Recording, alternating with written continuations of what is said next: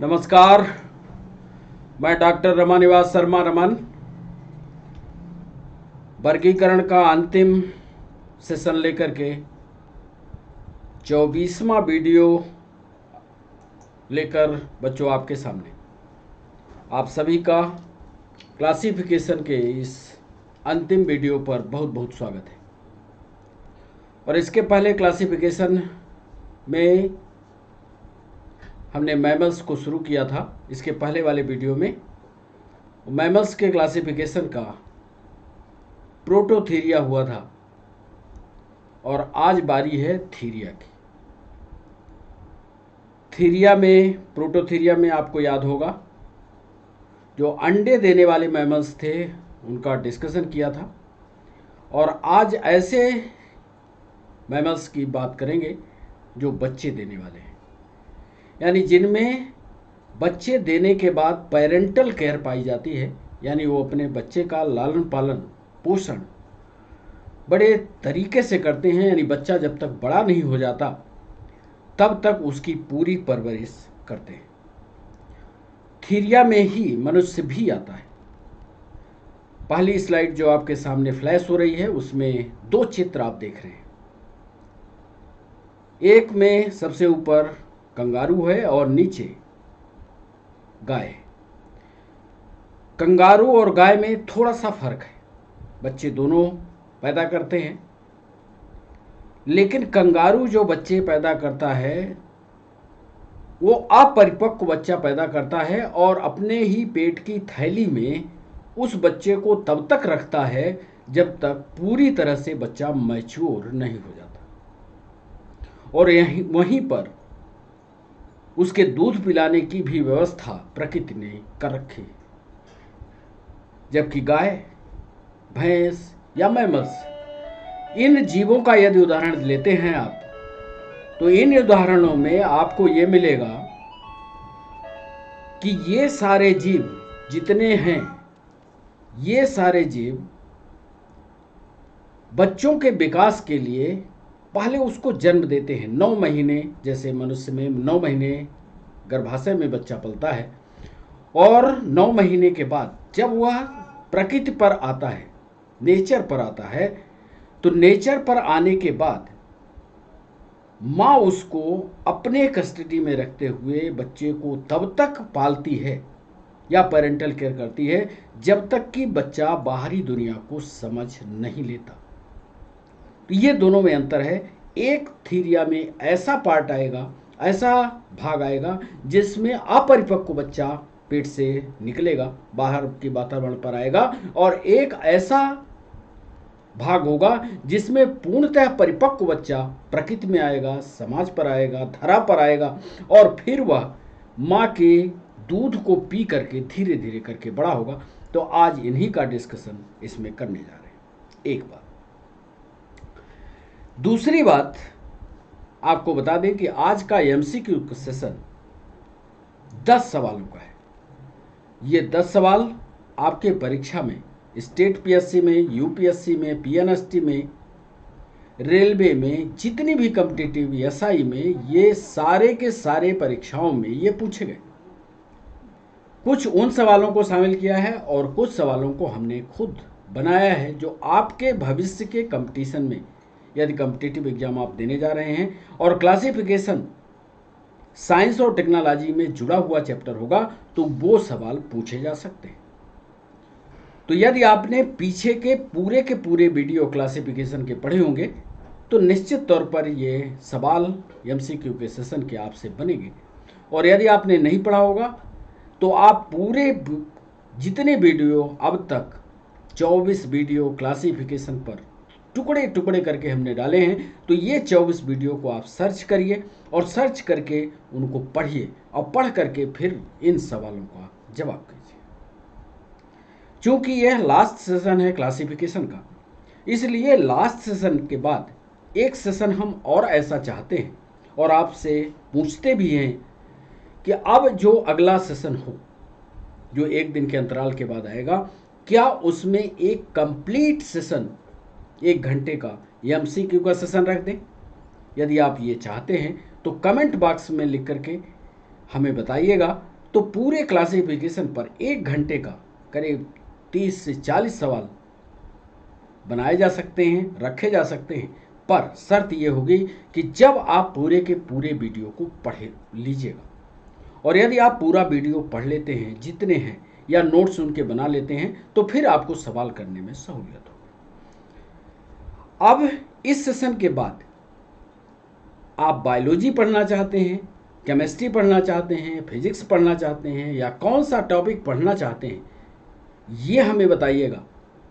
तो इस सेशन के बाद उस टॉपिक को पढ़ा दें, फिर इसके बाद फिर बायोलॉजी का सेशन, जो जैसा आप चाहेंगे वैसा हम आपको पढ़ाते चलेंगे और कॉम्पिटिटिव एग्जाम की आपकी तैयारी पूर्ण कराते चलेंगे। तो चलिए आज थीरिया की बात करते हैं, और थीरिया के इस सेशन में सबसे पहला पॉइंट थीरिया का लिखते हैं कि पहले तो थीरिया लिख लें।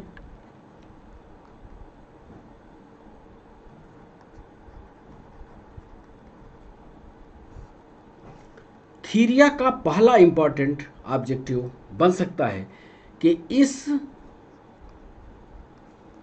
सब क्लास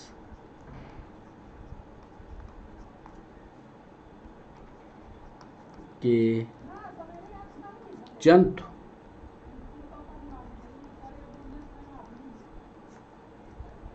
शिशु को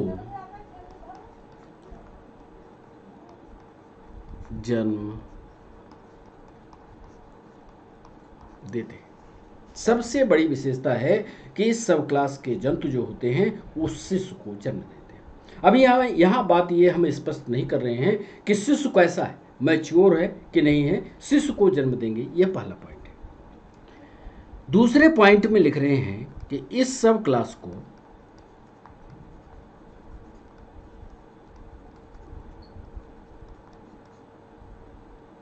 फिर से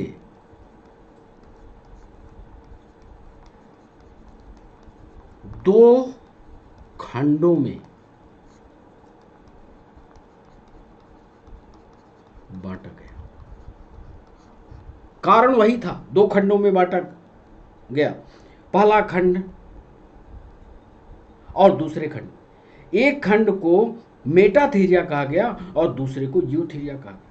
जो हमने पहला चित्र दिखाया वो आपको समझाया कि कंगारू को आप देखिएगा, एक बच्चा जो जन्म दे रहा वो अपरिपक्व है, जबकि गाय जब बच्चे को जन्म दे रही तो पूरा परिपक्व बच्चे को शरीर से बाहर निकाल रही। तो इसी को आधार मानते हुए ये क्लास फिर बांट दी गई, दो खंडों में बांट दिया गया, जिसमें पहले वाले को प्रथम का नाम मेटाथीरिया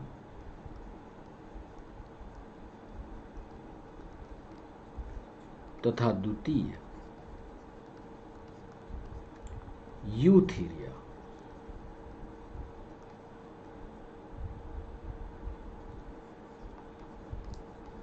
रखा गया। तीसरा महत्वपूर्ण, अब मेटाथीरिया की बात कर लें। मेटाथीरिया में ये सभी ऑब्जेक्टिव बड़े इंपॉर्टेंट होंगे। मेटाथीरिया वर्ग में जो जीव आते हैं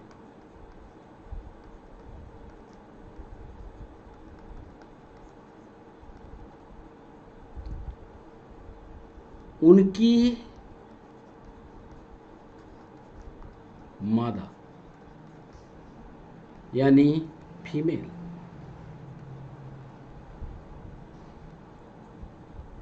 के पास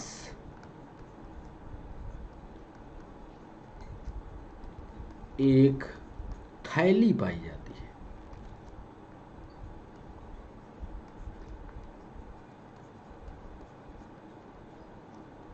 जिसे ध्यान से पढ़िएगा, मार्सुपियल पाउच कहते हैं। इसका मतलब यह हुआ कि मेटाथीरिया में जो जंतु आएगा वो अपरिपक्व बच्चों को जन्म देगा, क्योंकि एक थैली स्पेशल मिल गई जिसमें मार्सुपियल पाउच कहा, और इसी मार्सुपियल पाउच में बच्चे को रखा जाएगा जब तक कि बच्चा विकसित ना हो जाए। तो तीसरे पॉइंट में हमने बताया कि मीटाथीरिया वर्ग में वो जीव आते हैं जिनकी मादा या फीमेल के पास एक विशेष प्रकार की थैली पाई जाती है जिसे मार्सुपियल पाउच कहते हैं। हमने इस पन्ने पर आपको बताया कि सब क्लास में जंतु शिशु को जन्म देगा। इस सब क्लास में को फिर से दो खंडों में बांट दिया गया, एक को मेटाथीरिया कहा गया, दूसरे को यूथीरिया कहा गया। मेटाथीरिया वर्ग में जो जीव आते हैं उनकी फीमेल के पास एक थैली पाई जाती है जिसे मार्सुपियल पाउच कहते हैं। चलिए चौथा पॉइंट आपको बताएं।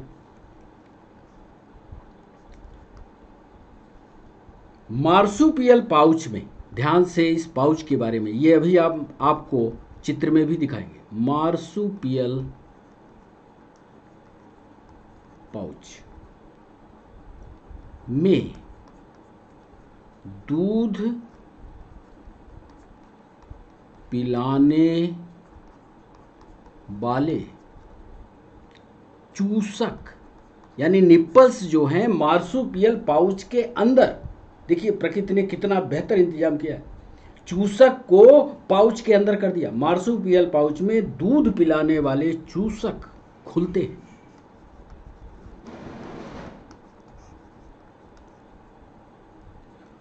और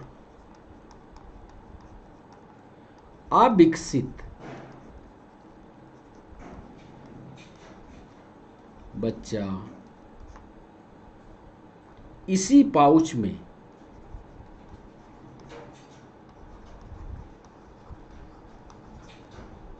रहकर पोषण प्राप्त करता है।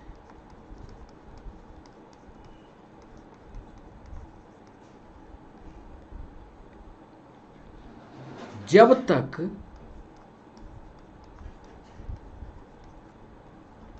बच्चा मैच्योर या परिपक्व मैच्योर नहीं हो जाता,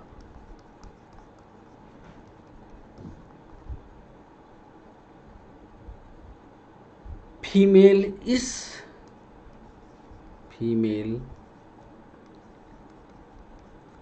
इस थैले से बच्चे को बाहर नहीं जाने देती। कितनी बेहतरीन पेरेंटल केयर है, माता पिता कितना ध्यान रख रहे हैं, माँ कितना ध्यान रख रही है। इसीलिए हम बार बार लेक्चर में आपको बताते हैं कि माँ कितनी महत्वपूर्ण है।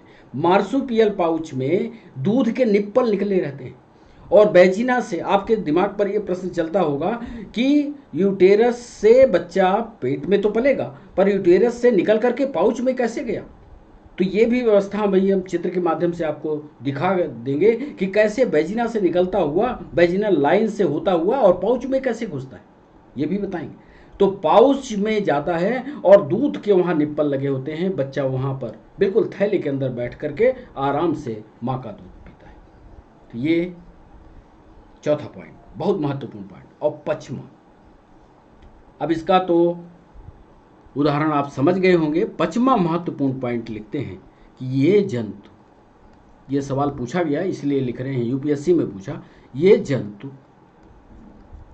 गर्म खून वाले होते हैं। सही है, हम लोग भी जानते हैं। या इसको वार्म ब्लडेड कहते हैं।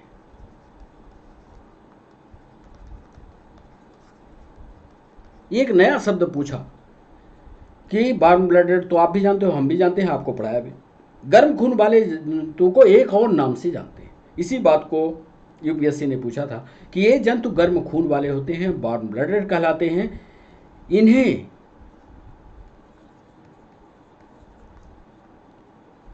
स्टेनोथर्मल भी कहा जाता है। स्टेनोथर्मल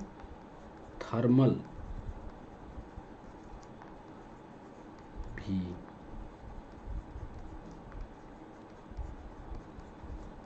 नोट कर लीजिएगा।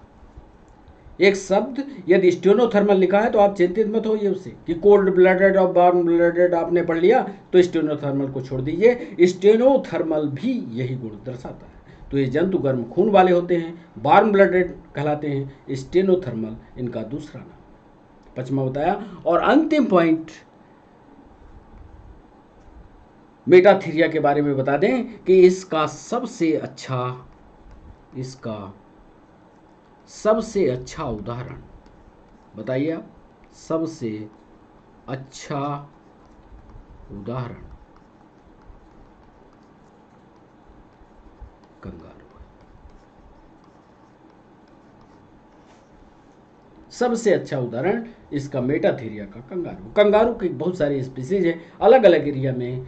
दक्षिण अफ्रीका वाला अलग कंगारू होता है, सबकी स्पीसीज अलग अलग है, लेकिन फंक्शन की दृष्टि से या बच्चे पालने की दृष्टि से या पेरेंटल केयर की दृष्टि से सभी कंगारू एक जैसे होते हैं। तो इस पन्ने में हमने आपको बताया कि मार्सुपियल पाउच में दूध पिलाने सकर्स खुलते हैं। अब एक बच्चा इसी पाउच में रह करके पोषण प्राप्त करता है। जब तक बच्चा मैच्योर नहीं हो जाता, फीमेल इस थैले से बच्चे को बाहर नहीं जाने देती। ये जंतु गर्म खून वाले होते हैं, वार्म ब्लडेड कहलाते हैं। इसी शब्द को स्टेनोथर्मल भी कहा जाता है। इसका सबसे अच्छा उदाहरण कंगारू। आइए कंगारू के बारे में एक विशेष बात आपको बता दें जो आपके दिमाग में चलता होगा। ये देखें कैसे कंगारू अपने बच्चे को जन्म देता है। The baby kangaroo is born through it's mother vagina. जैसे हम लोगों में बच्चा बाहर आता है, प्रक्रिया वही होगी, लेकिन वेजिना के कनेक्शन से ही पाउच जुड़ा होता है। ध्यान से देखिए आप, ये वेजिनल पोर्शन है और इससे जुड़ा हुआ ये पाउच जुड़ा होता है। ये चीज हम आपको बताना चाह रहे हैं। वेजिना से निकल करके फिर पृथ्वी पर आए ऐसा नहीं है, पृथ्वी पर नहीं आता। ये वेजिना से सीधा ट्रांसफर कर दिया जाता है पाउच के अंदर। तो लिखेंगे क्या कि बच्चा जो है वेजिना के थ्रू ही आएगा। कई बार कॉम्पिटिटिव एग्जाम में ये सवाल पूछा गया कि वेजिना से निकल करके जैसे हम लोगों में प्रकृति में आता है, पृथ्वी पर आता है, फिर ये पाउच में जाता है, क्या ऐसा होता होगा? नहीं, वेजिना से ही कनेक्शन होता है पाउच का, वेजिना से ये पाउच में transfer. Once the offspring is born, जैसे ही बच्चा जन्म लेता है, it moves up from the vagina to the mother pouch. Vagina के द्वारा ये मदर पाउच में चला जाता है, where it can bring breast feeding. दूध पिलाने की प्रक्रिया यहां से शुरू होती है। तो जन्म कैसे हुआ? कंगारू में जन्म कैसे बताएंगे आप? जन्म जैसे गर्भाशय में बच्चा पलेगा और जब ये अपरिपक्व रहेगा तभी ये वेजिना के थ्रू बाहर निकल आएगा और वेजिना के थ्रू निकल करके और ट्रांसफर कहाँ हो जाएगा? पाउच में। और पाउच में धीरे धीरे ये विकसित होगा, माँ का दूध पिएगा और धीरे धीरे करके बड़ा हो जाएगा। तो ये इसकी विशेषता होती है कंगारू की। कंगारू के बारे में बहुत सारे सवाल पूछे गए हैं, कंगारू को जरूर पढ़े रहिएगा और अक्सर सवाल कंगारू पर पूछता है। तो कैसे कंगारू जन्म लेता है ये भी लिखा हुआ। अब बात करते हैं यूथीरिया की। आइए, मेटाथीरिया बता दिया, अब बात कर लेते हैं यूथीरिया की।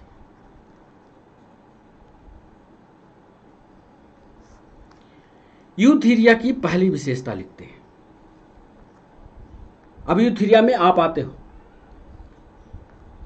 तो इस समूह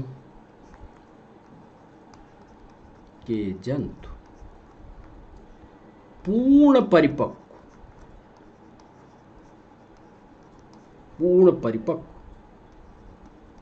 बच्चे को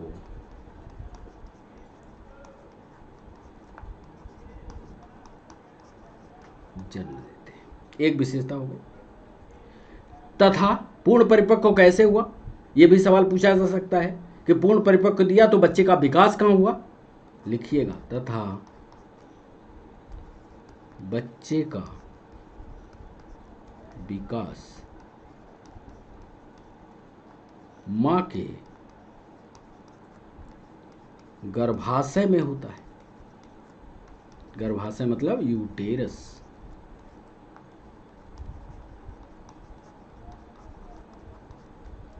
अब इसकी थोड़ी और गंभीर रचना समझ लीजिए। एमपीएसआई ने यह सवाल पूछा था कि यूटेरस में होता है, साफ यूटेरस में विकास होगा तो कैसे होता है विकास, इस बात को बता दें। गर्भाशय में दूसरा पॉइंट बहुत महत्वपूर्ण पॉइंट है, यूटेरस में एक विशेष रचना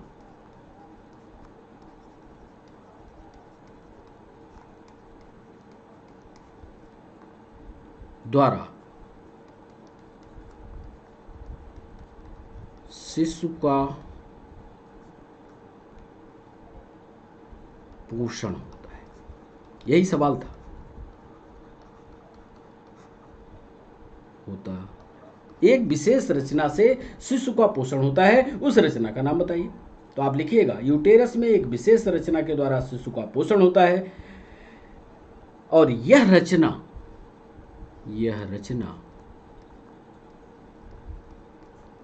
जरायुज कहलाती है। जरायुज, या अंग्रेजी में प्लेसेंटा कहते हैं।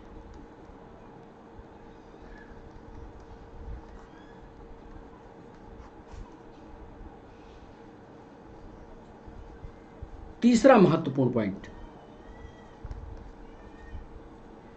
इन जीवों में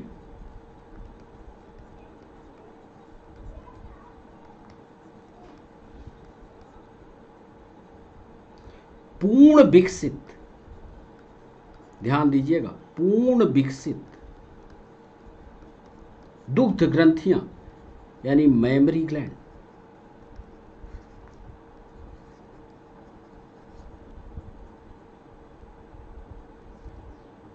पूर्ण विकसित, सब अपना उदाहरण लिख दीजिए, सब चलेगा। पूर्ण विकसित जबड़े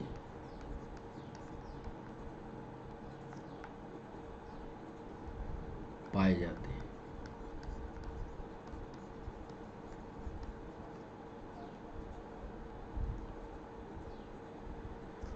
और चौथे पॉइंट में लिख करके इस यूथीरिया के ही पॉइंट को समाप्त कर देंगे।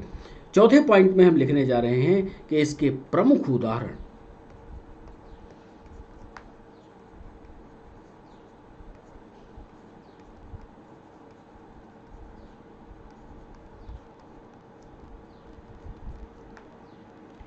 मनुष्य है,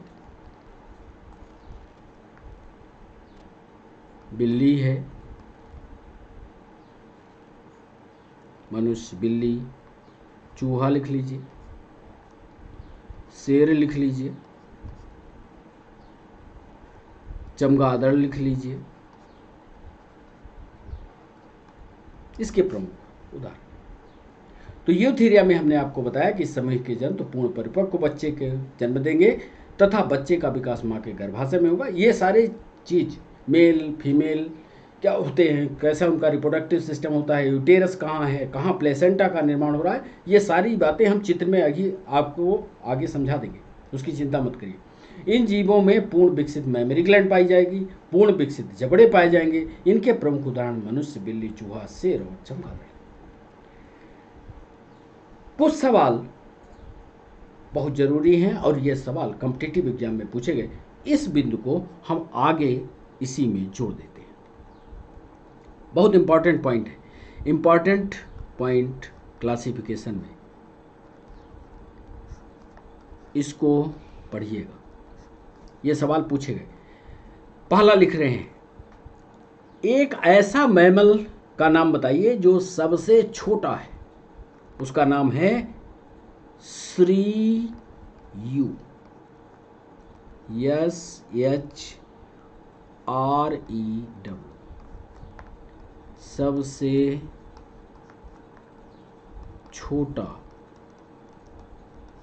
स्तनधारी,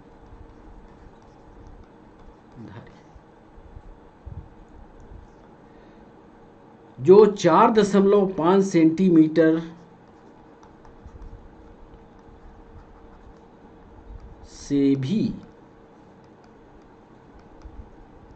छोटा तथा 2 ग्राम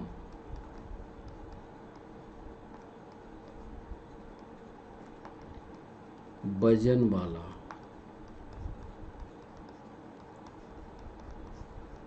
होता है। एक ये सवाल पूछा गया। दूसरा एक सवाल पूछा गया कि सबसे होशियार मैमल कौन है। आप लोग तो अपने ही नाम लिखोगे, हम आपको बता दें बायोलॉजिकली सबसे होशियार डॉल्फिन है। डॉल्फिन सबसे होशियार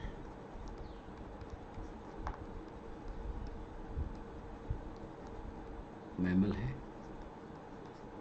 तीसरा एक सवाल होता कि उस मैमल का नाम बताइए जिसमें कार्पस कैलोसम नहीं होता। अब आपके दिमाग में आएगा साहब ये कार्पस कैलोसम क्या होता है।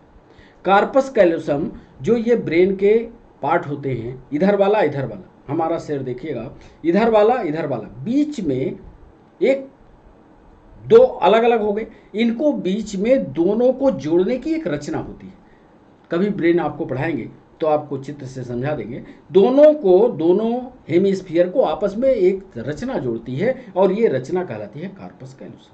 ऐसे एनिमल का नाम बताना है जिसमें कार्पस कैलोसम नहीं होता। वही लिखने जा रहे हैं तीसरे पॉइंट में कि इक्डिना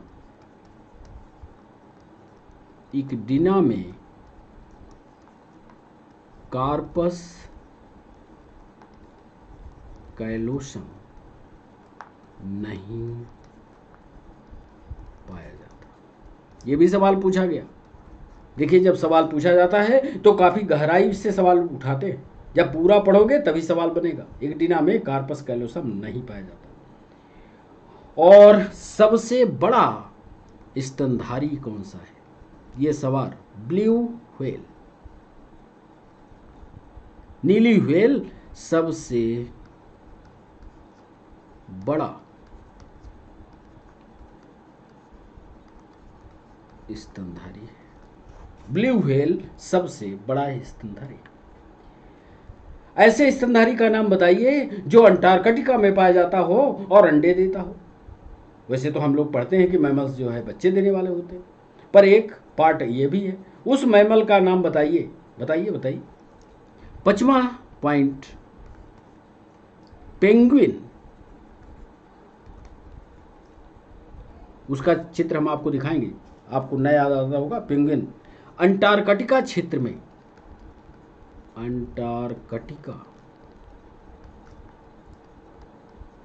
में पाया जाने वाला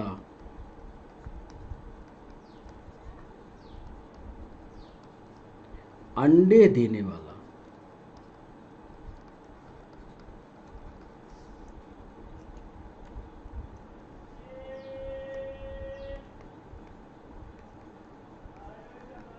स्तनधारी। एक सवाल में वो उधर नहीं बता पाए थे। बर्ड्स जो हैं, चिड़िया, अमोनिया का उत्सर्जन करती हैं, यूरिया का उत्सर्जन करती हैं कि यूरिक एसिड का उत्सर्जन करते हैं? ये बता दीजिए आप। हम लिखे देते हैं बर्ड्स यूरिक एसिड उत्सर्जी पदार्थ बनाते हैं। और एक बहुत महत्वपूर्ण, हालांकि इसको बारे में हमने बताया था, चींटीखोर कौन होता है? तो ये भी लिख लीजिए 7वें पॉइंट में। इक्डिना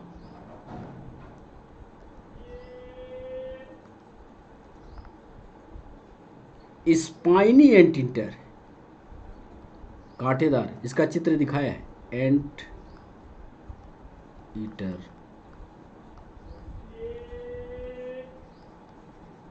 कहलाता है। और एक बहुत बढ़िया सवाल, यदि आपने गाय बैल को नदी तालाब ले गए होंगे तो वहां पर नदी तालाब में किनारे किनारे पर ब्लू ग्रीन एल्गी पाई जाती है। ब्लू ग्रीन एल्गी, नीली हरी शैवाल। कभी कभी आपकी गाय या बैल उस नीली हरी शैवाल को खाता है और खाने के बाद वो बीमार पड़ता है, मर जाता है। क्यों मरा? ब्लू ग्रीन एल्गी खाने के बाद क्यों मरा? और उस ब्लू ग्रीन एल्गी में कौन सा पॉइजनस रासायनिक पदार्थ था? ये आपका सवाल है, पीएनएसटी में पूछा गया। पता है क्या? पक्का नहीं पता होगा। वही लिखने जा रहे हैं कि यहां लिखिएगा 8वें पॉइंट में, ब्लू ग्रीन एल्गी तालाबों पर पाई जाने वाली तालाबों पर पाई जाने वाली शैवाल है जिसको मछली और मवेशी खाते हैं। इसमें अच्छा, मछली भी मर जाती हैं, बहुत सारी मछलियाँ होती है, बहुत सारी मछलियाँ मर जाती हैं अचानक तालाब से, लोग पता नहीं कर पाते क्यों मर गई। ब्लू ग्रीन एल्गी पॉइजनस होती है और इसमें कौन सा रासायनिक पदार्थ पाया जाता है, क्योंकि इसमें हाइड्रोक्सीलैमीन, लिखिएगा, इसमें हाइड्रोक्सीलैमीन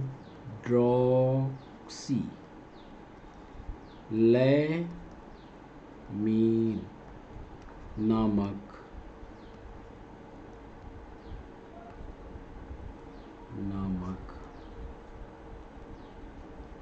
विषैला पदार्थ पाया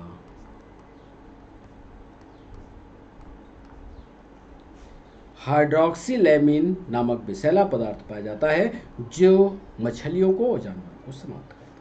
तो इसमें इंपॉर्टेंट पॉइंट में हमने पहला बताया कि श्रीयु सबसे छोटा स्तनधारी है जो 4.5 सेंटीमीटर से भी छोटा होता है, 2 ग्राम वजन वाला होता है। डॉल्फिन सबसे होशियार मैमल है, एक्टिना में कार्पस कैल्लोसम नहीं पाया जाता। ब्लू व्हेल सबसे बड़ा स्तनधारी है। पेंगुइन अंटार्कटिका क्षेत्र में पाया जाने वाला अंडे देने वाला स्तनधारी है। बर्ड्स जो होती हैं यूरिक एसिड का उत्सर्जी पदार्थ बनाती है।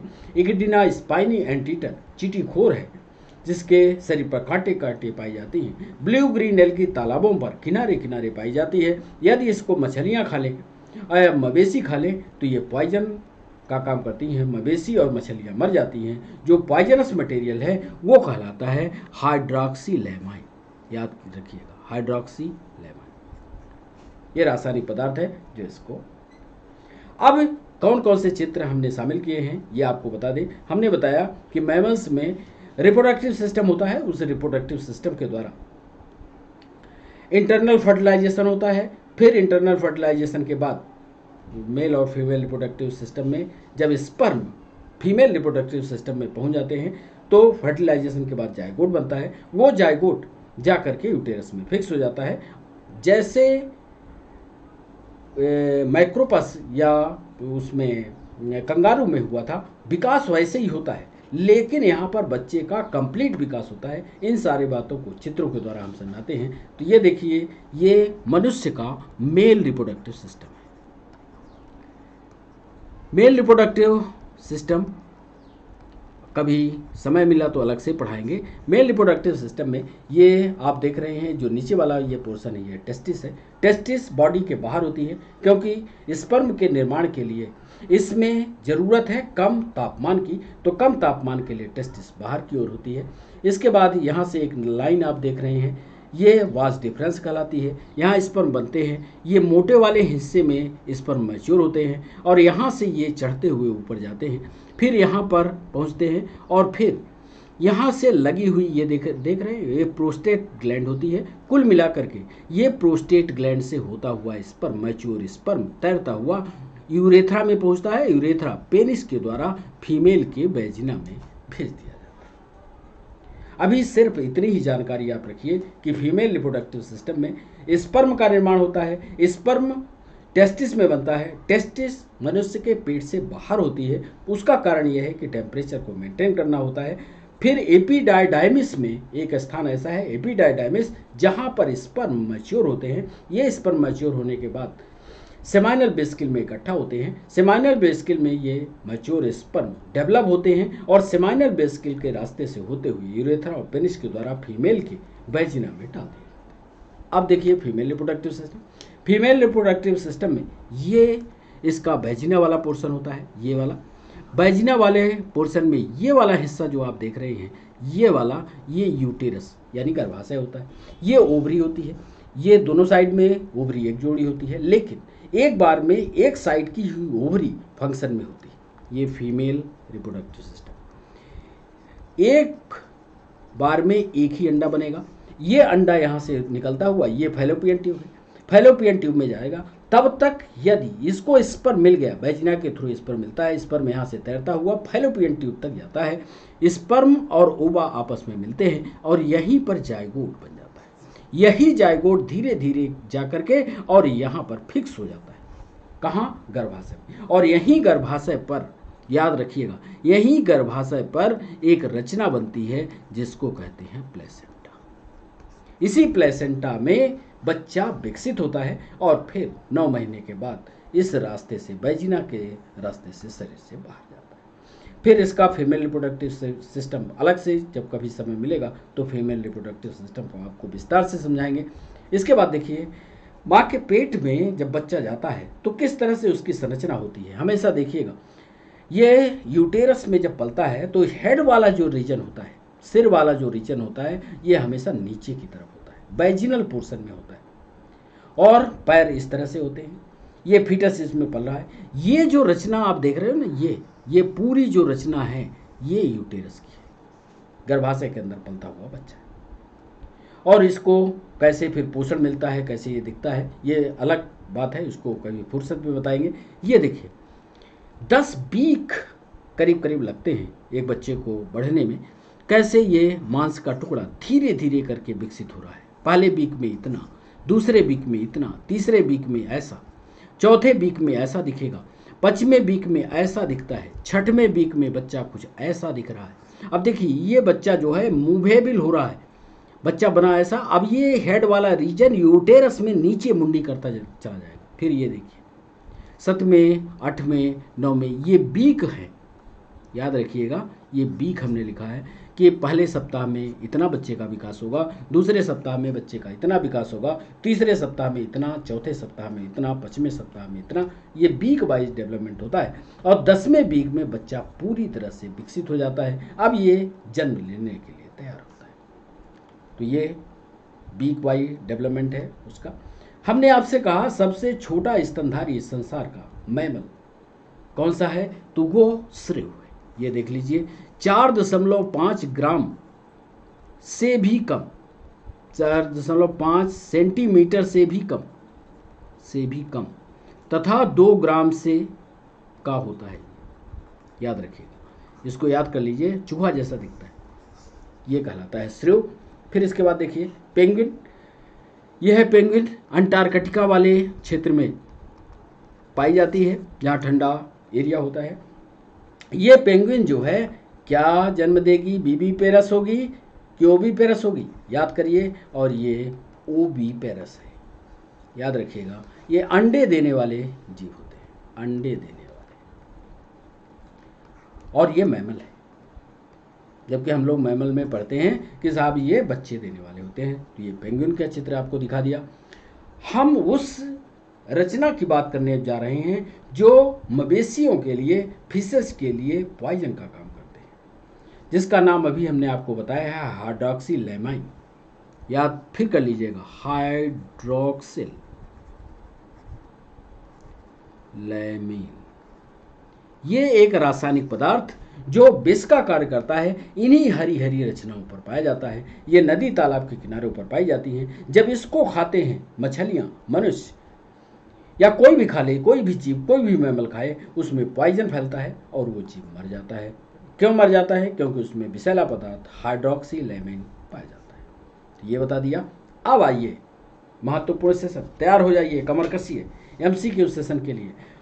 10 सवाल हम आपसे पूछने जा रहे हैं। आज थोड़ा चिंतित इमोजी लगा हुआ है, इसका मतलब सवाल कठिन होंगे। सवाल जब कठिन है, पर ये कठिन सवाल का मतलब नहीं कि हमने जानबूझकर कठिन सवाल लाए हैं, आपकी परीक्षा में ये पूछे गए हैं। तो जल्दी जल्दी 10 सवाल आपसे कर लेते हैं।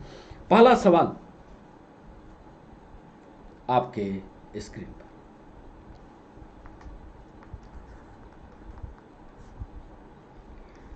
रेड एल्गी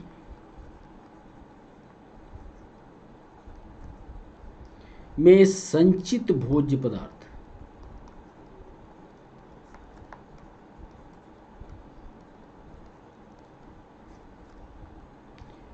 किससे समानता दिखाता है?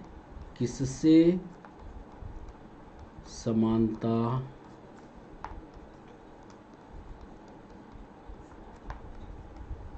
दिखाता है? ए, काइटिन से,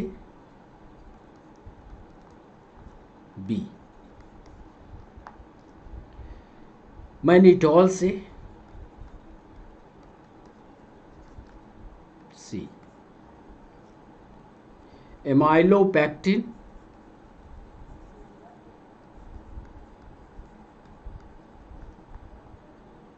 एंड ग्लाइकोजन से, और डी, ग्लाइकोजन और काइटिन से। पहला सवाल हमने पूछा कि रेड एल्गी जो होती है उसमें जो भोज्य पदार्थ संचित होती है किस भोज्य पदार्थ से समानता दिखाता है? काइटिन से, मैनिटॉल से, एमाइलोपेक्टिन और ग्लाइकोजन से, या डी में हमने पूछा ग्लाइकोजन और काइटिन से। दूसरा सवाल,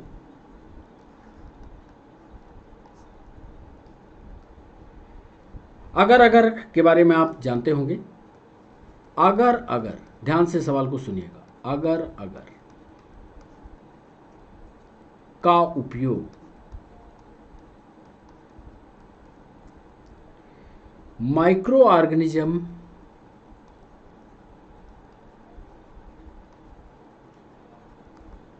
उगाकर आइसक्रीम बनती है। आइसक्रीम और जेली का निर्माण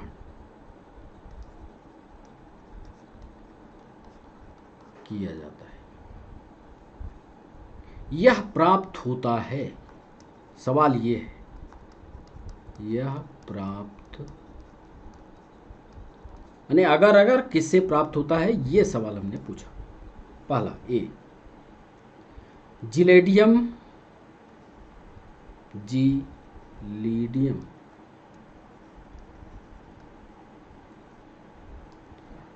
और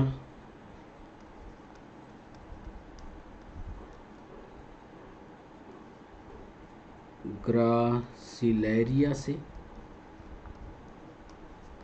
अगर अगर किससे मिलता है ये आपको बताना है। बी, स्पाइरुलाइना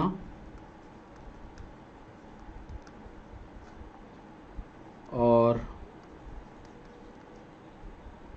ऑसिलेटोरिया से। सी, फूकस से, फूकस और पॉलीसाइफोनिया से। ये रिसेंट सवाल पीएनएसटी का है। फूकस और पॉलीसाइफोनिया से। एंड डी, बाउकेरिया तथा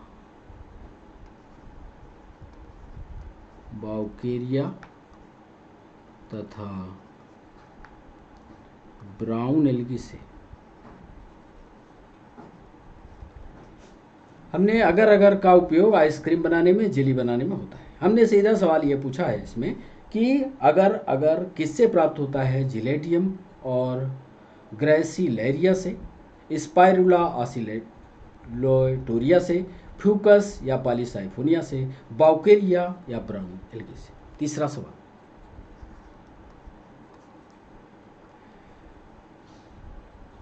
ब्राउन एल्गी में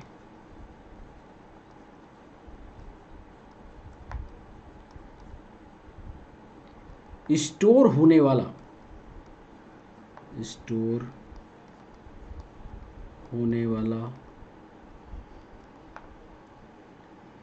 पदार्थ है ए। ग्लाइकोजन एंड ऑयल, तेल, बी। लैमिनेरिन and mannitol. अब ये सारे सवाल हम पढ़ा चुके हैं आपको। यदि आप पीछे के क्लासिफिकेशन को विधिवत आपने पढ़ा होगा तो आपका टेस्ट कंटिन्यूअस चल रहा है। लैमिनेरिन या मैनिटोल, फिर सेलुलोज एंड डी।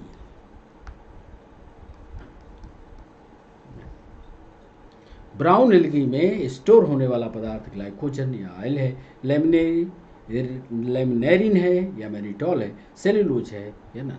चौथा सवाल,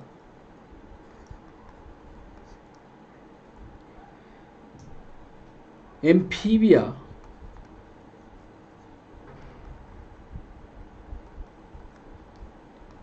ग्रुप के जंतु बटे होते हैं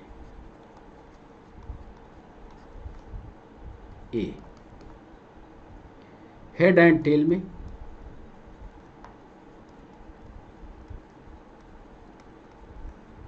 बी। हेड, नेक और टेल में,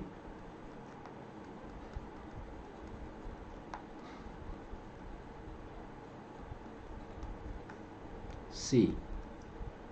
हेड और ट्रंक में,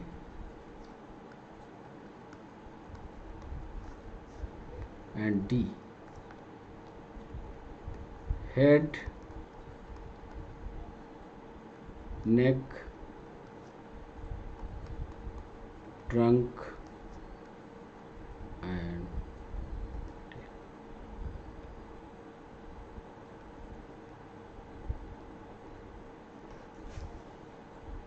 हमने पूछा एम्फीबिया का जो भी जंतु आएगा उसके बॉडी को आप कितने भागों में बांट सकते हो? हेड और टेल में, हेड नेक टेल में, हेड और ट्रंक में, हेड नेक ट्रंक और टेल में। पांचवा सवाल,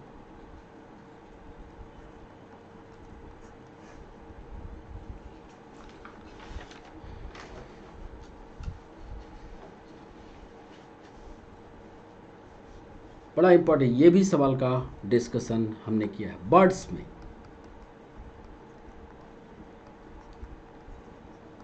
एयर सैक्स मदद करते हैं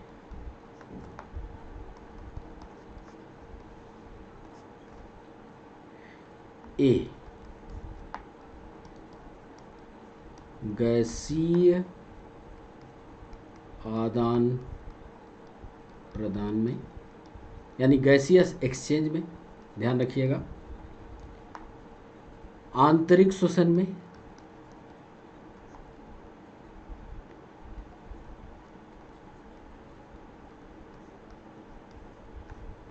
सी। श्वसन में करते हैं पर गैसीय आदान प्रदान में बिल्कुल नहीं, बिल्कुल भी नहीं। और अंतिम ऑप्शन है चौथा ऑप्शन, बी एंड ये डी है, सी। हमने पूछा बर्ड्स में एयर सैक पाए जाते हैं। ये गैसों को इधर उधर करने में मदद करते हैं। इंटरनल रेस्पिरेशन में यानी सेलुलर रेस्पिरेशन में करते हैं, श्वसन में करते हैं पर गैसीय आदान प्रदान में बिल्कुल भी नहीं। ये सब कुछ हमने सिखाया है बर्ड्स के क्लासिफिकेशन में। सारे वीडियो आपको पढ़ने पड़ेंगे ही तभी ये उत्तर बन पाएंगे। और ये सवाल MPSI ने पूछा है, बी और सी दोनों में। छठवां सवाल,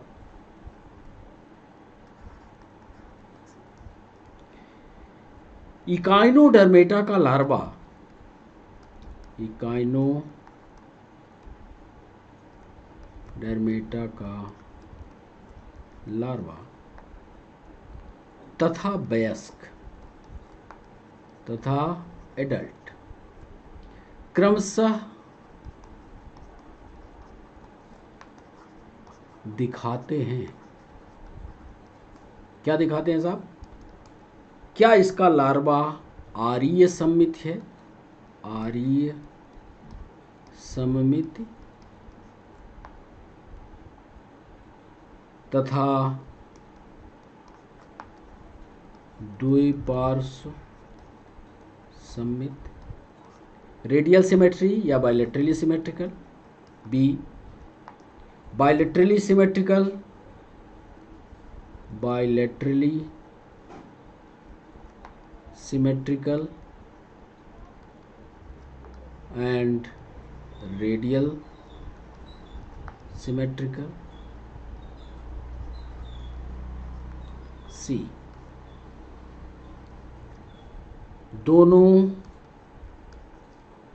आर्य सममित दिखाते हैं।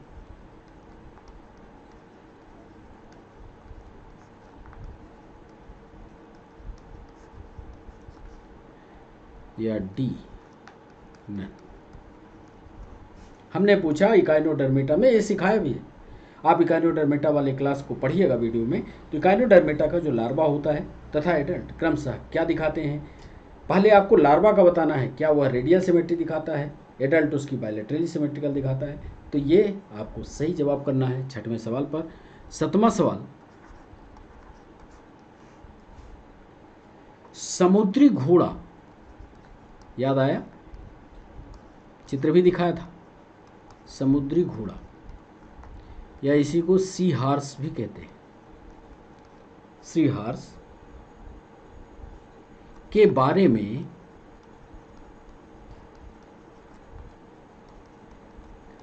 सही कथन कौन सा है? ए, यह स्वच्छ जलीय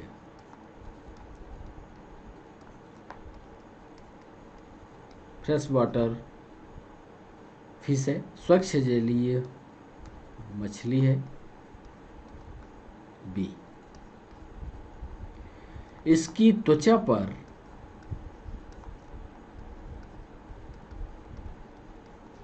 स्केल्स होते हैं, साइक्लॉयड स्केल्स पाए जाते हैं। सी, अंतःकंकाल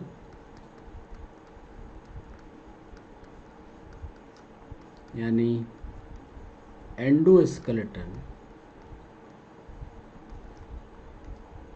हड्डी युक्त बोनी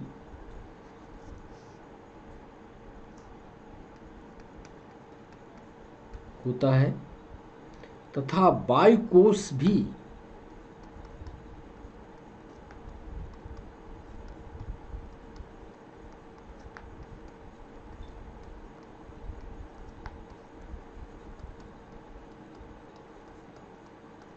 पाए जाते हैं। और अंतिम डी, नन। समुद्री घोड़ा के बारे में आपको सही बताना है, स्वच्छ जलीय है, इसकी स्किन पर साइक्लॉयड स्केल्स हैं, अंतःकंकाल हड्डी युक्त या बोनी होता है, वायुकोश भी पाए जाते हैं। सही जवाब आपको बताना है।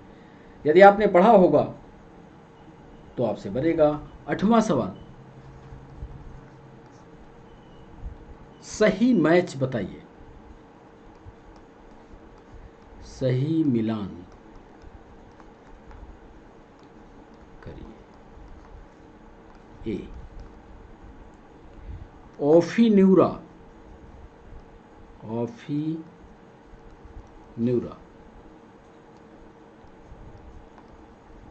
Brittle star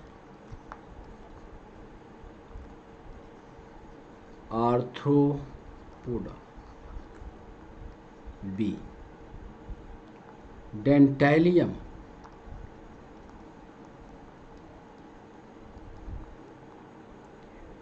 काइटान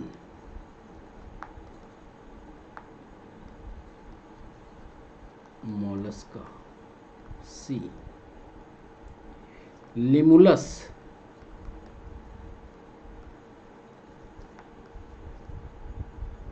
king crab,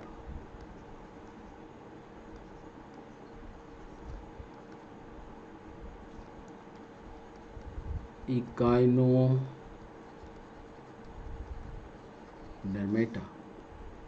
and D एनसाइक्लोस्टोमेटा।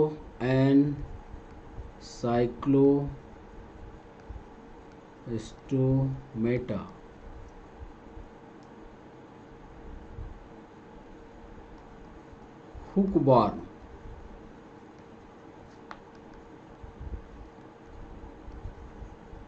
SQL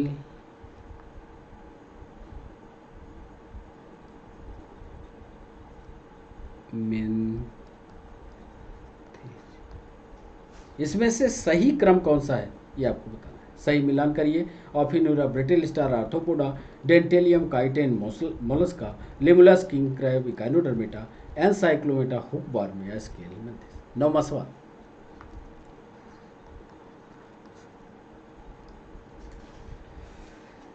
नौवें सवाल को वही बार बार हम कह रहे हैं कि यदि आपने सारे वीडियो पढ़े होंगे तभी सवाल बनेंगे। चूसक युक्त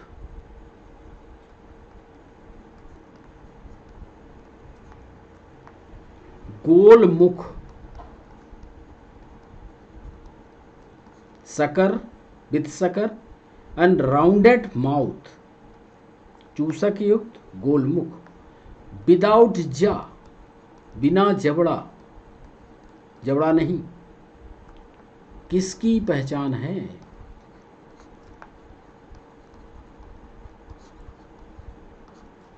ए ऑस्टाइक्थीज, बी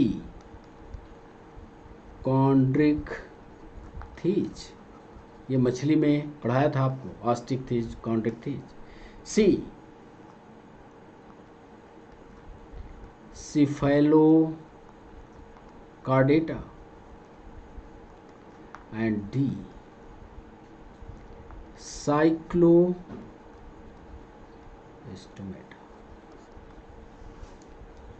चूसक युक्त हो मतलब सकर हो, माउथ गोल हो लेकिन जबड़ा ना हो, ये किसकी पहचान है? ये हमने बहुत स्पष्ट आपको पढ़ाया है।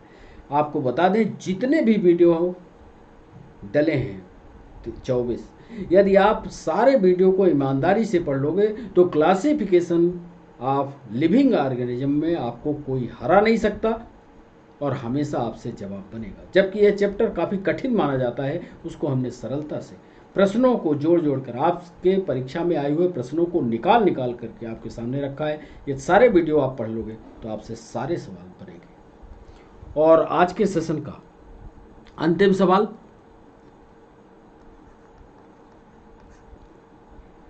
एप्स फाइलम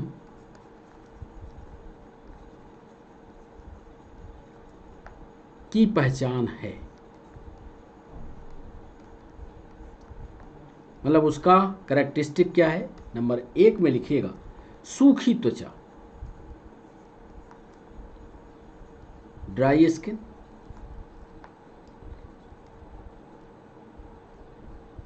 ग्रंथियां या ग्लैंड्स अनुपस्थित, बी अपने बॉडी टेम्परेचर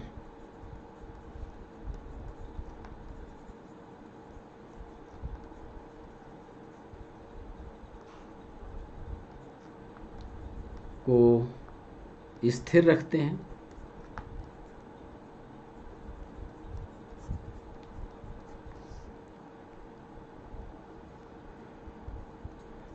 सी इंटरनल फर्टिलाइजेशन पाया जाता है,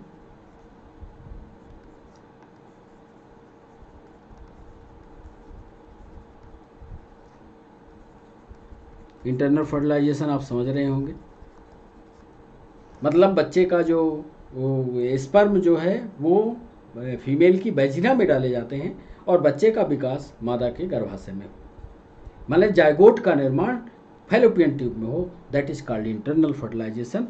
और अंतिम ऑप्शन है इसका ऊपर के इसमें हमने पूछा कि एब्स फाइलम की पहचान क्या है। सूखी त्वचा है, ग्रंथियां अनुपस्थित हैं, अपने बॉडी टेम्परेचर को स्थिर रखते हैं, वार्म ब्लडेड हैं या स्टेनोथर्मल हैं, इंटरनल फर्टिलाइजेशन पाया जाता है या ऊपर के सभी। तो ये 10 सवाल आज हमने पूछे हैं। 10 सवाल के अब जवाब देने की बारी है। आपने बिल्कुल जवाब तय कर लिए होंगे। अब आप अपना जवाब चेक करिएगा कि आपसे कितने सवाल बने।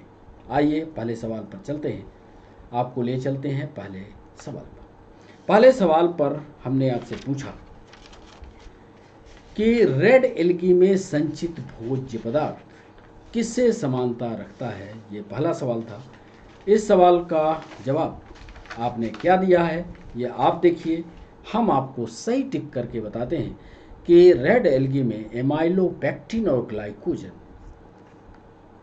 नामक पदार्थ से ये समानता दिखाता है। दूसरा, अगर का उपयोग माइक्रो ऑर्गेनिज्म को बढ़ाने के लिए किया जाता है। इससे आइसक्रीम बनती है, जेली का निर्माण होता है और यह जिस पौधे से प्राप्त होता है उसका नाम है जिलेटियम और ग्रेसिलेरिया। दूसरा सवाल।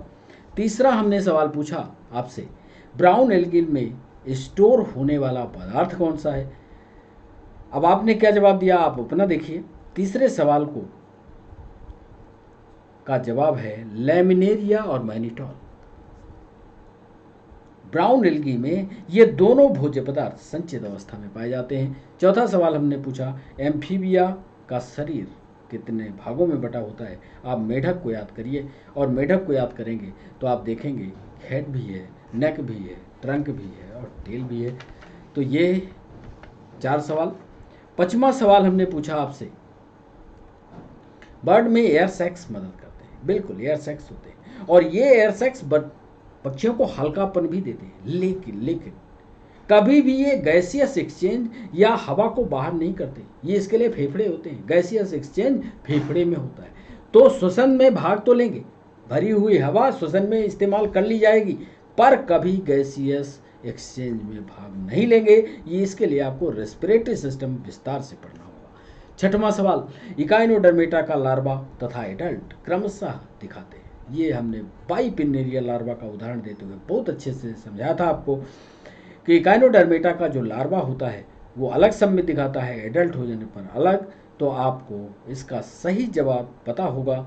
इसका सही जवाब है बायलेटरली सिमेट्रिकल और रेडियल सिमेट्रिकल। 7वां सवाल था, समुद्री घोड़ा सी हॉर्स पक्का है, मछली है, समुद्र में पाई जाती है, तो इसलिए पहला उत्तर तो हो ही नहीं सकता। और दूसरा, साइक्लॉइड स्केल्स होंगे नहीं, सी इसका सही जवाब है। इसमें हड्डियों का अंतः कंकाल होगा। एयर सेक्स पाए जाते हैं जो इसको हल्का करते हैं और समुद्र में तैरने में मदद करते हैं। 8वां सवाल, सही मिलान बताइए। और सही मिलान यदि आप सारे उदाहरणों को पढ़े होंगे, पूरे के पूरे बैक वीडियो को पढ़ा होगा तो ही सवाल बनेंगे। 8वां सवाल हमने पूछा सही मैच, और सही मैच है डी, एनसाइक्लोस्टोमेटा। हुक वर्म का होता है, हुक वर्म जो चिपक जाता है, इसके हेलमिंथिस में आता है। ये मुंह को गोल गोल मुंह अपना चिपकाता है, तो एनसाइक्लोस्टोमेटा। 9वां सवाल, चूसक युक्त गोल मुख बिना जबड़ा किसकी पहचान है। तो ये साइक्लो का मतलब होता है गोल, स्टोमेटा का मतलब होता है माउथ, इसलिए इसका डी उत्तर सही होगा। और 10वां और अंतिम सवाल हमने पूछा, एब्स फाइलम किसकी पहचान है। तो ये सभी लक्षण कल ही बताया है, इसकी पहचान होंगे ऊपर के सभी। तो बच्चों, इस तरह से ये क्लासिफिकेशन का सेशन आज से पूरा होता है।